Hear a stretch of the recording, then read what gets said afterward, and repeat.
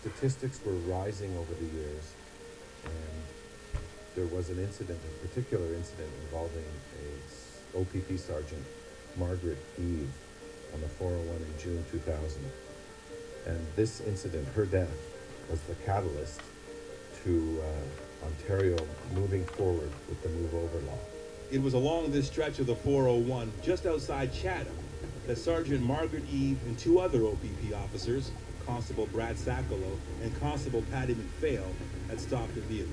The gold Intrepid, which was a suspect vehicle, had pulled over. Brad staggered to the left behind that vehicle. Myself staggered to the left behind Brad, and Marg staggered to the left behind me, creating kind of a safety lane so that we could approach, and every single person was out of their vehicle.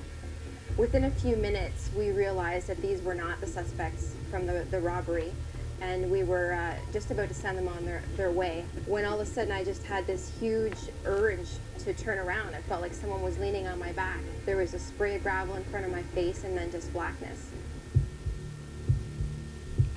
I can see two cruisers that have been, three that have been demolished.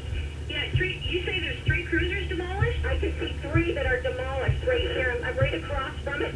What's going on? The officers are all down. The officers are all down. Okay, hurry. Okay, we're gonna get right there right now. A guy down in a truck? Okay. Another guy landed. Okay, another guy. Okay. Yeah. You're gonna need quite a few ambulances. There was a horrific collision on the shoulder of the highway.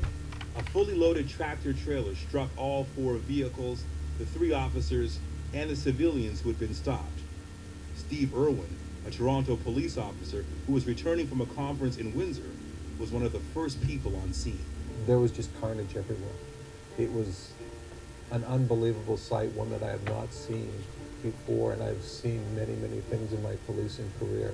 One vehicle had been hit with such impact, it had spun down through a ditch, turned around to face the oncoming traffic, and was probably about 50 feet away from the actual roadway, facing the wrong way. The second vehicle was perpendicular to the highway.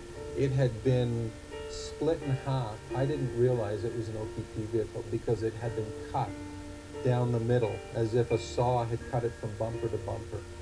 The third vehicle was still, I believe, in the area of where the initial impact had occurred. There were three areas that I found O.P.P. officers down. Two of them, the officers, were certainly able to speak and tell me their names. And then the third victim was O.P.P. Sergeant Margret Eve. She was not conscious. She was very badly injured.